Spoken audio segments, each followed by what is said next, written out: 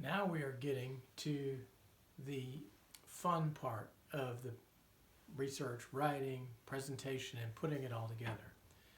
With all this information that you gathered on your word processor, or if you happen to be writing it out, you can then start editing and shaping your presentation. You have a general idea of where you're going with a specific target for the most part, and you even have a thesis which has your main points and you've arranged them in a particular order.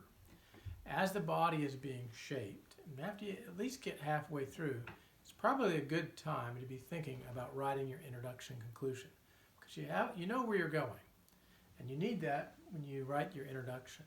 So there's 3 points that I want to bring out about your introduction, and 2 points about the caboose, or bringing things together in the conclusion. In the introduction, it's very important that you gain attention in an interesting way. Now, it doesn't mean you just gain attention. Let's say you're talking about a particular business presentation and talking about hot air ballooning and getting people's attention and showing them pictures of colorful balloons doesn't really make sense unless it leads into your thesis. So you need to choose something that gains attention. So let's say you were speaking about a particular fruit like a blueberry. You might have pictures, beautiful pictures of blueberries, and begin talking something interesting about maybe when you were a child, about how you would pick blueberries as a kid.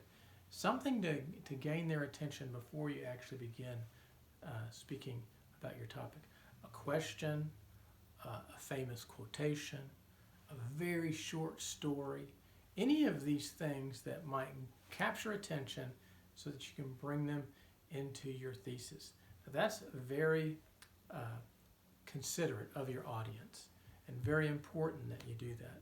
To start writing on your topic is too abrupt for an audience. It'd be very much to a waitress or waiter coming to your table and giving you a menu and saying a few things before you order.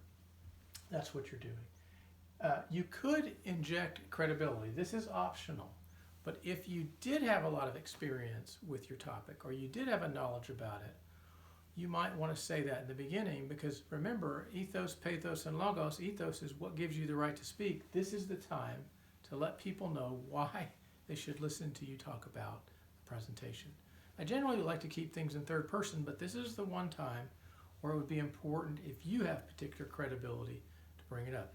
If you don't, you can simply talk about how much time you spent on the presentation, if it's a lot, or something. What gives you the right to speak about the topic, and then you tell your audience, here's what's going to happen, or here's what I'm going to tell you. In the next 5 to 8 minutes, you're going to learn about how blueberries, the color of blue is the way it is, the nutritional value of these little berries, and particularly how this growth process works.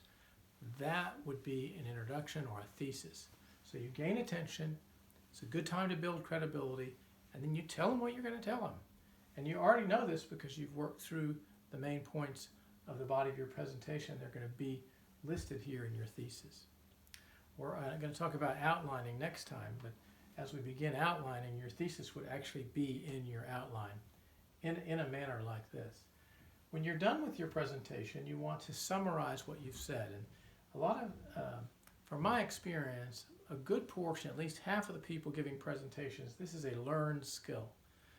It's not the time to bring in new information. If I were to take you on a hike and I wasn't telling you where we were particularly going, like the introduction, you get all restless. But if I told you exactly where we're going, you'd follow along.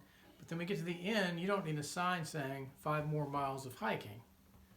If you add new information in your conclusion, you're going to get people not sure if you're ending or starting something new. So really, the main thing is to thread through your main points, thread through those things that you've said. Let's say you prepared twice as much.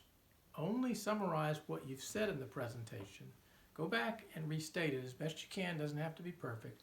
Be precise, and then do not add new information. What you can do is include a quotation or something that summarizes what you've said that may seem new, a poem, something that restates what you've said creatively. That would be fine, but not new information. So now that we've you now know how to give direction and you have the body being shaped, and you have an idea how you want to conclude.